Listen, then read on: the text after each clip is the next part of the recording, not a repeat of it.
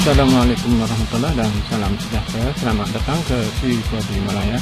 Saya Rosli Abdul Ghani. Di sini khususnya kita akan kongsikan pula antara kaedah serta teknik asas bagi proses rendering di dalam persekitaran aplikasi Maxon Cinema 4D Release R21 yang mana akan melibatkan kaedah penggunaan 4 jenis fungsi render engine asas yang terdapat di dalam Cinema 4D R21. Seperti yang dapat sama-sama kita lihat di sini sekarang adalah contoh paparan media video yang mana telah dilakukan proses render dengan menggunakan engine render dari jenis standard render.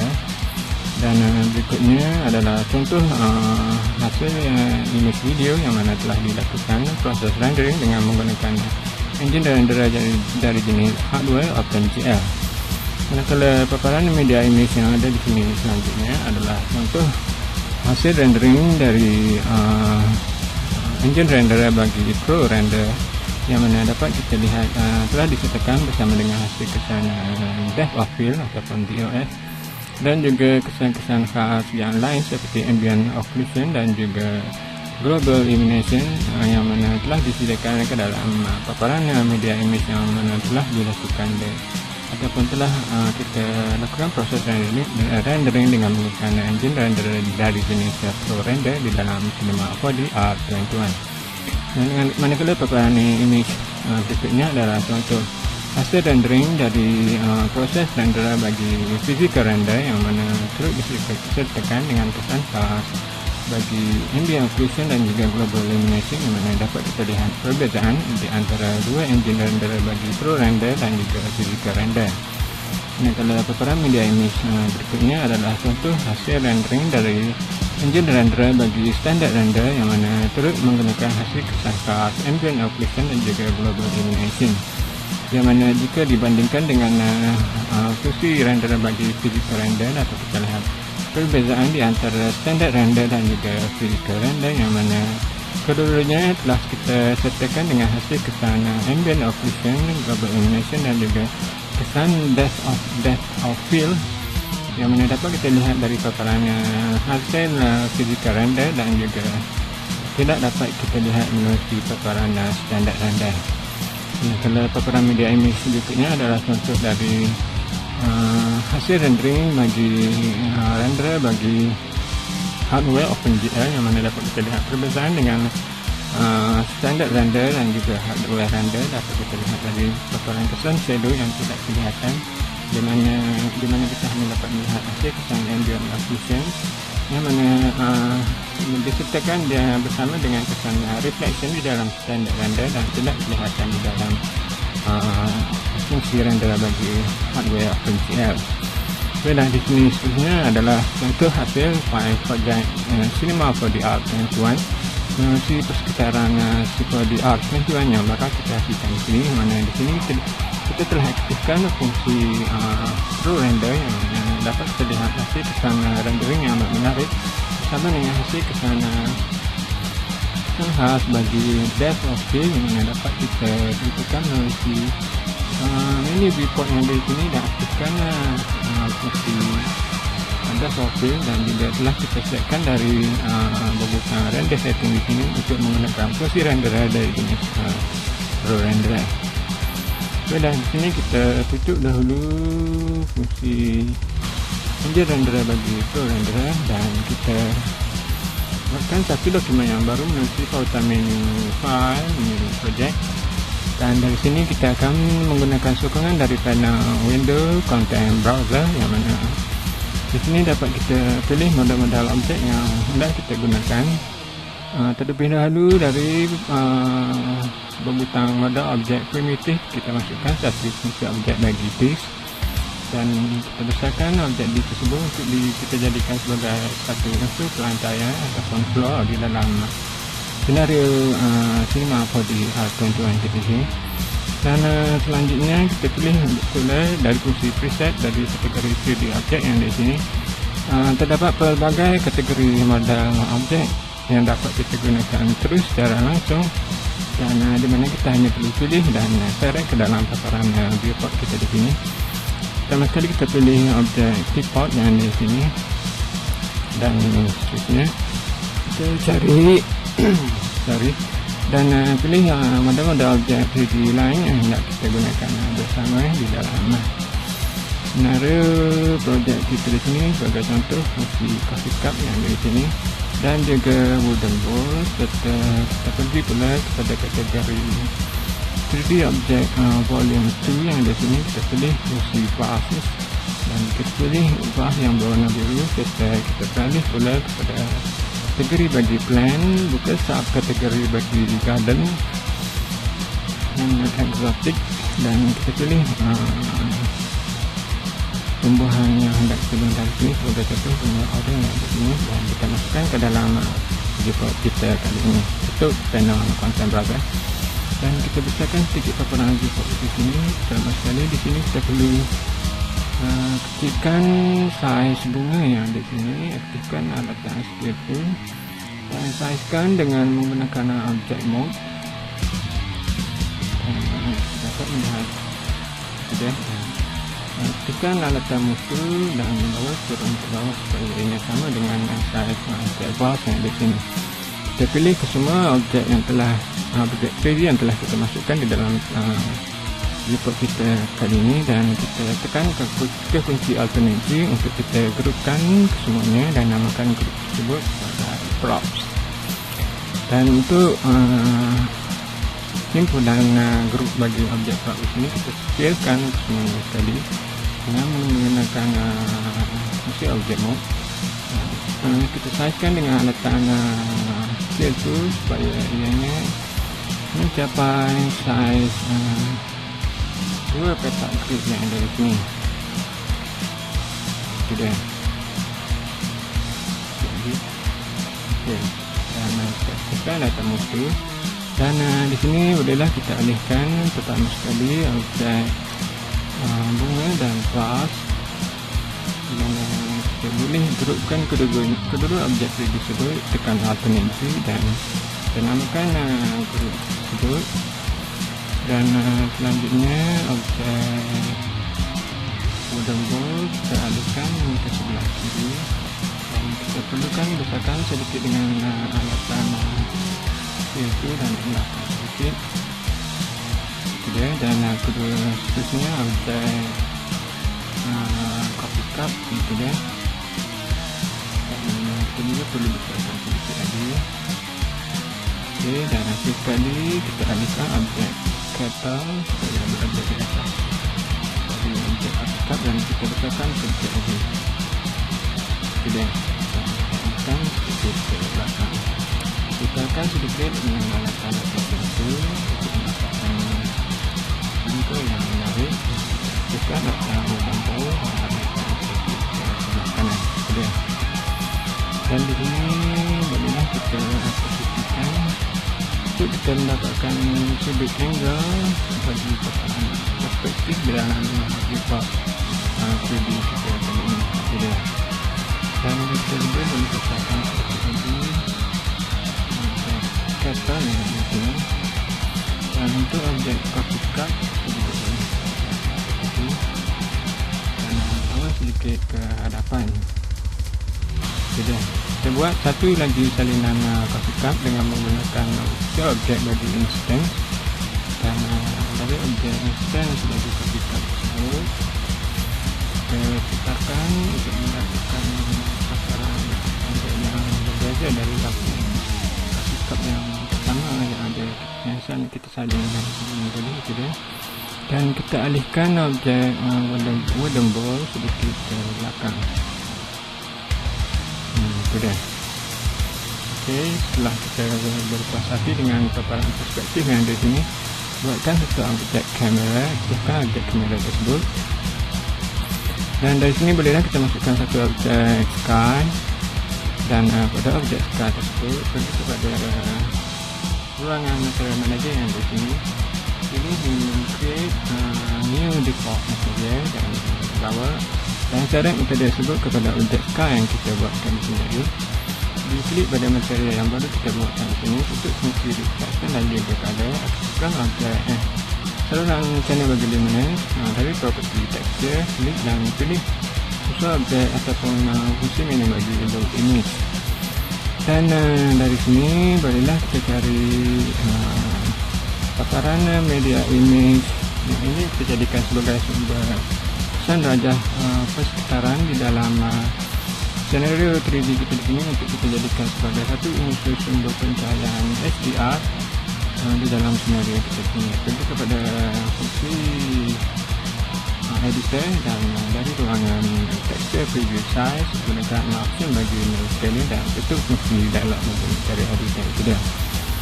Aktifkan alatan objek scar yang kita buatkan di tadi, dan pada property rotation X kita putarkan untuk kita mendapatkan angle dia bagi paparan perspektif viewport kita di sini. Okey, tidak.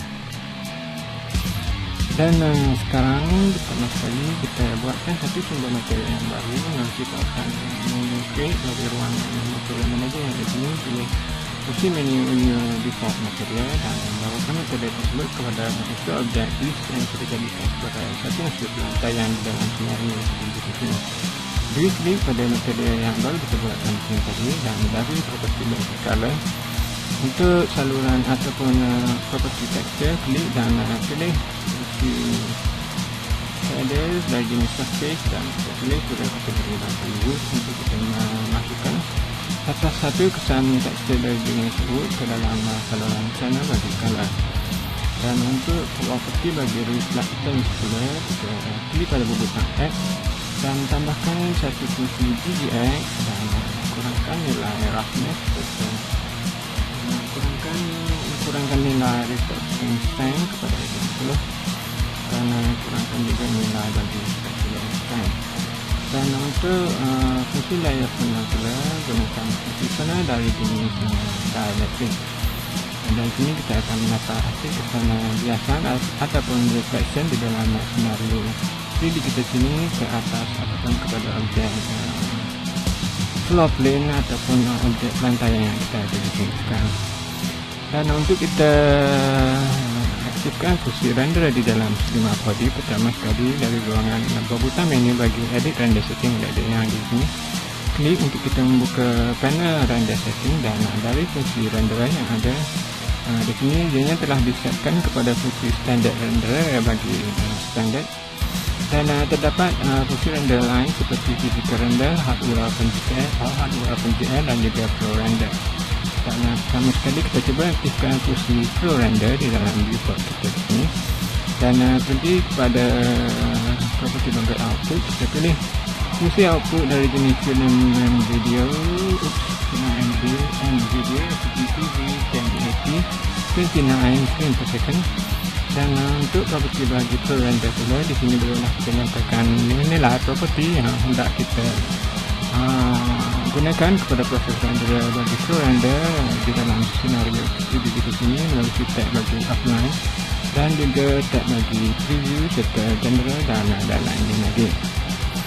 Dan sokongan terbaru bagi fungsi render bagi pro render terus menyertakan sokongan bagi proses multi process ataupun render buffer, multi render buffer yang dapat kita sertakan kepada proses render bagi pro render di dalam Stream Body kali ini. Dan menerusi bebutang efek yang ada di sini, bolehlah kita sertakan satu fungsi efek bagi denoiser untuk kita membuang kesan-kesan noise yang mana bakal terhasil di dalam proses rendering kita di sini nanti. Dan untuk langkah selanjutnya, bolehlah menerusi pautan menu bagi viewport menu yang di sini, menerusi untuk menu pro render bolehlah kita aktifkan butang bagi start pro render untuk kita melihat hasil kesan image rendering yang mana akan dipaparkan terus secara langsung ke dalam panel viewport kita di sini dengan menggunakan engine render dari jenis pro render. Jadi amat menarik sekali setelah menggunakan fungsi quality dari jenis preview yang mana itu dia, ianya akan memperlihatkan kita secara langsung hasil kesan rendering unsur pencahayaan HDR yang telah kita sertakan melalui objek sky di sini tadi. Bolehlah kita pergi kepada pautan menu bagi pro render dan tutup fungsi option bagi start render tersebut tadi. Dan dari sini kita aktifkan objek kamera, pergi kepada tag bagi objek, kita bolehlah pilih jenis focal length ataupun jenis lens yang hendak kita gunakan kepada objek kamera kita kali ini. Dan di sini kita pergi kepada tab bagi physical, di mana kita perlu nyatakan nilai property yang rendah untuk kita aktifkan fungsi depth of field. Dan dengan menyatakan nilai stop kepada 1, dan kita pergi kepada tab bagi objek, aktifkan ataupun klik pada butang arrow yang ada pada property focus distance, dan sini bolehlah kita nyatakan di mana hendak kita fokuskan, kita jadikan sebagai titik fokus kepada unsur objek kamera bagi property focus length tersebut tadi. Dan kita juga boleh tambahkan satu lagi melalui kekuatan menu content browser. Kita tambahkan satu fungsi karakter dari kategori human, dan kita pilih karakter budak yang ada di sini gitu ya. Dan bawa karakter budak tersebut berada di dalam mangkuk air di sini. Aktifkan rotation tu dan tekan sedikit karakter tersebut. Dan terlebih dahulu kita pergi kepada paparan viewport bagi sound viewport untuk kita melihat paparan dari sisi sebelah tepi, di mana kita perlu alihkan dan letakkan objek pilih tadi ke dalam kategori kita di sini, dan kita pilih ke semua objek prop yang mana telah kita masukkan di sini, dan kita seret ke bawah untuk kita letakkan tepat di atas unsur pelantaian ataupun objek floor yang kita jadikan dari objek disk sebelum ini tadi. Dan untuk objek coffee cup dan instance sebagai coffee cup, kita perlu letakkan di bawah. Jadi dengan objek ini instance sebagai coffee cup, kita letakkan tepat di atas unsur pelantaian kita. Tekankan kepada paparan perspektif viewport ini dan juga. Dan sekarang bolehlah kita aktifkan sekali lagi fungsi bagi action dah hasil untuk kita melihat hasil kesan dah hasil di dalam paparan viewport ini, dan pergi kepada pautan menu bagi Pro Render dan aktifkan sekali lagi fungsi menu bagi Start Pro Render untuk kita melihat hasil kesan depth of field dan juga unsur pencahayaan HDR yang mana telah kita selesaikan bersama dengan hasil kesan render bagi Pro Render di dalam 4D R21 ini. Jadi amat menarik sekali, hasil kesan yang amat realistik bersama unsur pencahayaan HDR dengan hasil kesan ambient occlusion, hasil kesan shadow dan juga reflection yang mana telah terbentuk kepada unsur pelantaian yang menarik sekali. Dan di sini kita tutup dahulu fungsi Pro Render yang ada di sini, dan kita tambahkan satu lagi unsur pencahayaan dari jenis Area Light. Dan untuk objek Area Light kita gunakan fungsi kita tutup dulu paparan kamera kita di sini, kecilkan sedikit viewport dan kita naikkan sedikit pencahayaan HDR tersebut, dan kita tambahkan nilai lebar bagi pencahayaan HDR di sini, dan kita adakan sedikit ke belakang dan juga sedikit ke hadapan. Kita tekan sedikit dengan hadapan rotation tool untuk kita letakkan sumber pencahayaan area light tersebut supaya berada di sebelah hadapan paparan viewport jadi kita di sini saja. Dan kita juga boleh naikkan sedikit dan putarkan dengan alatan rotation tool supaya pencahayaan area light tersebut akan disasarkan tepat kepada objek model-model 3D yang telah kita letakkan di dalam senario 3D kita ini. Dia menarik sekali, dan aktifkan objek kamera kita sekali lagi, dan sekarang barulah kita aktifkan fungsi menu bagi Pro Render dan klik pada menu Start Pro Render untuk kita melihat hasil sumber pencahayaan area light yang baru kita tambahkan di dalam viewport 3D kita sini, yang mana telah kita selesaikan dengan engine renderer dari jenis Pro Render bersama hasil kesan pencahayaan HDR dan juga kesan khas lain seperti ambient occlusion dan juga depth of field yang mana telah kita tambahkan di sini. Jadi cantik sekali. Dan sekarang bolehlah kita klik pada butang menu bagi render to picture frame render to picture view untuk kita melakukan proses yang akhir pada paparan media ini seperti ini. Dan untuk langkah selanjutnya kita tutup dulu fungsi Pro Render dan aktifkan butang bagi edit render setting dan kita pilih pula fungsi render dari jenis physical. Dan untuk fungsi physical, apa yang perlu kita lakukan dari seperti bagi physical, di sini bolehlah kita aktifkan pesan khas bagi depth of field dan juga motion blur jika kita hendak gunakannya di sini. Dan kita juga boleh aktifkan free sampler dari jenis lain dan juga sampler quality yang hendak kita gunakan di sini. Dan jika kita ingin tambahkan satu hasil kesan khas global illumination, klik pada butang effects dan pilih kesan khas bagi global illumination dan dari property global illumination bolehlah kita pilih jenis preset yang hendak kita gunakan di sini. Dan selanjutnya saya menggunakan fungsi preset bagi progressive no prepass untuk hasil kesan rendering yang lebih pantas di dalam report kita di sini. Dan di sini kita juga boleh tambahkan satu lagi kesan khas dari jenis ambient occlusion, di mana di sini saya selalu menggunakan fungsi maximum ray kepada nilai kecil iaitu 10 cm. Maximum ray ialah jarak di antara objek 3D dan juga bayang yang bakal terbentuk di mana nilai asal yang digunakan sebelum ini adalah 100 cm di mana ini terlalu besar untuk senario 3D kita di sini, dan kita boleh kurangkan kepada 10 cm. Dan kita juga boleh aktifkan ataupun kita tambahkan nilai kontras kepada 50% untuk kita terangkan lagi ataupun kontraskan lagi hasil kesan bayang ataupun ambient occlusion mana bakal terbentuk di dalam senario 3D kita di sini bersama hasil kesan render bagi physical render. Dan di sini juga kita perlu tambahkan satu fungsi denoiser yang terbaru untuk membuang hasil kesan noise yang bakal terbentuk melalui proses rendering di sini tadi. Di sini nanti kita tutup fungsi render setting di sini, dan dengan fungsi physical render telah diaktifkan dan klik pada butang render view untuk kita melihat hasil rendering yang mana telah kita tetapkan kepada fungsi physical render melalui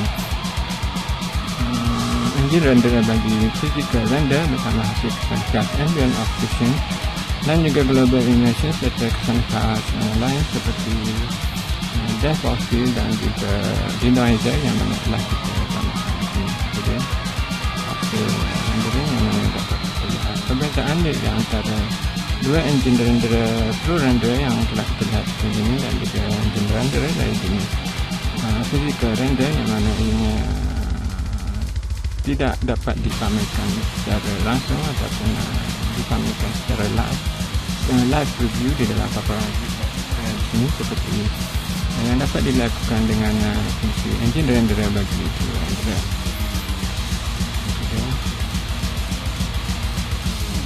Dan kita boleh melihat hasil rendering yang mana telah kita lakukan sebelum ini, iaitu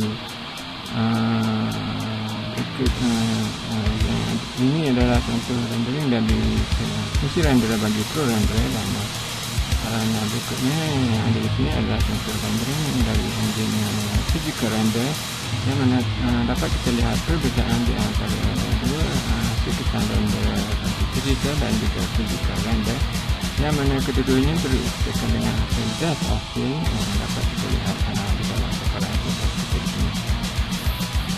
Dan seterusnya kita klik pada butang menu bagi edit render setting, dan di sini bolehlah tukarkan kepada fungsi standard render pula. Dan untuk fungsi standard render kita pergi kepada property bagi anti-aliasing, di mana fungsi anti-aliasing yang di sini membolehkan kita memilih jenis mode dari jenis geometri ataupun dari jenis space yang mana dapat kita tentukan nilai minimum dan juga maximum level untuk kita dapatkan hasil kesan kualiti rendering yang lebih tinggi lagi dengan fungsi anti-aliasing dengan engine render bagi standard render. Dan di sini kita tutup dahulu fungsi global illumination dan kita tekan dengan kesan khas bagi ambient occlusion dan juga denoiser di dalam hasil rendering bagi standard render yang bakal kita lakukan di sini nanti. Dan sekarang bolehlah kita klik pada butang render view untuk kita melihat pula hasil kesan rendering dengan menggunakan sokongan engine renderer dari jenis standard renderer bersama kesan khas bagi ambient occlusion dan juga depth of field dan denoiser yang mana telah kita setkan menggunakan butang render setting sebelum tadi. Okay. Dan di sini dapat kita lihat ini dia hasil contoh standard renderer yang mana dapat kita lihat perbezaan dengan hasil kesan physical render dan juga pro render. Dan ini standard render, ini pro render. Dapat kita lihat perbezaan hasil kesan pencahayaan yang mana lebih jelas. Dapat kita lihat dari pro render berbanding dengan standard render. Manakala perbezaan dengan physical render dan juga standard render tidak banyak perbezaan di mana dan physical render yang di sini juga standard render dapat kita lihat tidak disertakan bersama dengan kesan depth of field di mana dapat kita saksikan dari hasil kesan render bagi physical render di mana kesan depth of field dapat dilihat dengan jelas dan tidak dapat dilihat dari fungsi render bagi standard. Baiklah, kita klik sekali lagi pada butang menu bagi edit setting dan di sini bolehlah kita aktifkan pula fungsi hardware OpenGL render dan di sini dari property bagi hardware OpenGL bolehlah kita aktifkan fungsi option bagi enhance OpenGL bersama kesan khas yang lain seperti transparency, shadow, effect, noises, tessellation, SSO. SSO ini adalah subsurface ambient occlusion, kesan reflection, depth of field dan kesan sampel yang lain yang dapat kita gunakan bersama hasil kesan khas hardware OpenGL render di sini.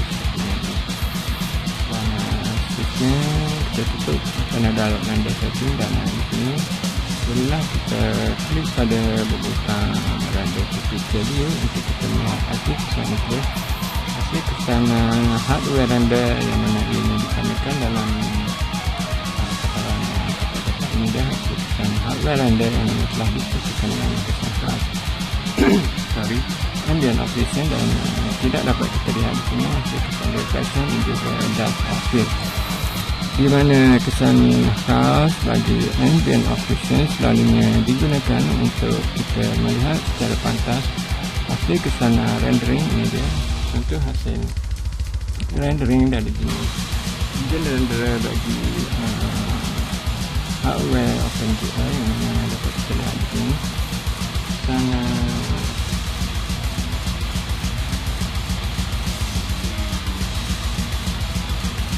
animasi yang lebih pantas dapat kita saksikan dari contoh engine renderer bagi hardware render.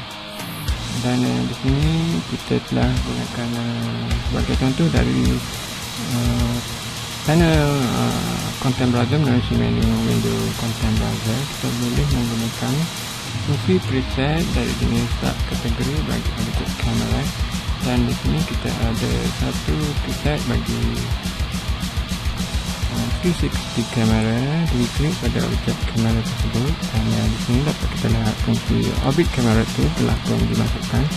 Aktifkan objek kamera kita di sini hingga objek kamera dan dari objek orbit kamera set bagi user data di sini bolehlah kita nyatakan nilai property untuk kita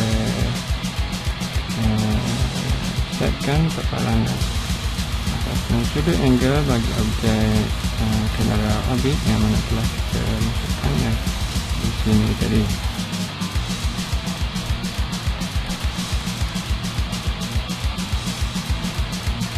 Sudah. Oops.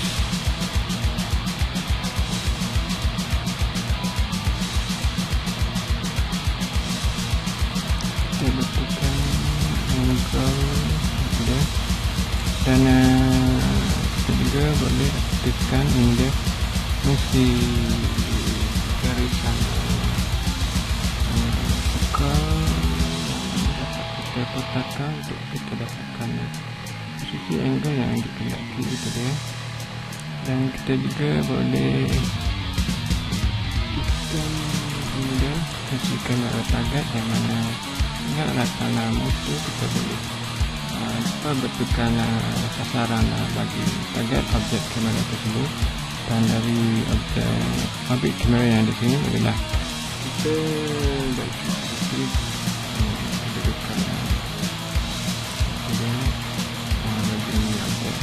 objek kamera kita di sini, dan bila mana kita klik pada butang play, kita akan dapat melihat hasil kesan rendering ataupun hasil kesan animation dari objek kamera yang mana telah masukkan di dalam paparan viewport kita di sini. Dan dengan menggunakan fungsi engine renderer dari jenis hardware OpenGL, dan kita tekan ke kunci Alt+B, dan dari panel dialog bagi make preview yang di sini, pilih fungsi preview mode dari jenis hardware OpenGL dan aktifkan fungsi all frame, dan tekan jenis format file video yang hendak kita gunakan di sini sebagai MP4, dan tekan nilai unit size yang hendak kita outputkan di sini tadi.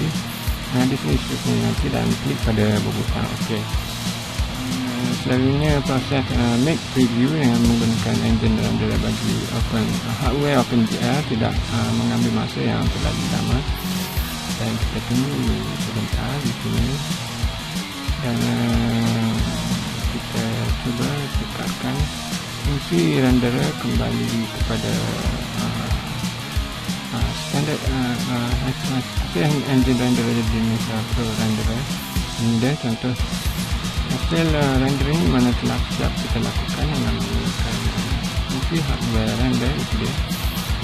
Dari sisi frame per second yang di sini, pilih nilai frame bagi 10 frame per second itu dia. Hasil kesan animasi dari objek kamera 360 yang mana telah kita gunakan dengan sokongan engine renderer dari jenis hardware OpenGL, yang mana dapat kita lihat dengan pantas persembahan rendering dengan penggunaan objektif kamera yang mana dapat kita lihat secara langsung dan lebih pantas dengan menggunakan sokongan engine renderer dari jenis hardware OpenGL yang ada di sini. Jadi hanya setakat itu sajalah sedikit perkongsian ringkas mengenai ini. Sokongan dari jenis engine renderer yang terdapat di dalam Cinema 4D, yang mana terdiri dari jenis Open Pro renderer yang mana dapat terlihat di sini, kedua jenis itu, dan juga dari jenis physical render serta standard render, dan juga hardware OpenGL. Dan di sini kita aktifkan dari panel render setting yang ada di sini, aktifkan renderer bagi Pro renderer, dan sekali lagi dari butang ataupun menu bagi Pro renderer yang ada di sini, aktifkan fungsi property bagi Start Pro renderer untuk kita lihat sekali lagi hasil kesan rendering yang dapat dilakukan secara langsung melalui paparan viewport kita di sini dengan engine renderer dari jenis Pro renderer. Ini fantastis sekali, di mana kita dapat lakukan berbagai proses penyuntingan ataupun editing, sama ada kita betulkan nilai-nilai property parameter bagi sumber material shader ataupun unsur pencahayaan, dan juga objek kamera secara langsung di dalam paparan viewport di sini, dan kita dapat melihat hasil kesan editing yang mana telah kita lakukan secara langsung di dalam panel viewport seperti ini dengan menggunakan engine renderer bagi Pro renderer di dalam persecaran aplikasi Maxon Cinema 4D release 21 kali ini. Baiklah, hanya setakat itu sajalah sedikit perkongsian yang dapat kita kongsikan untuk kali ini berkenaan dengan engine renderer dari jenis Pro renderer.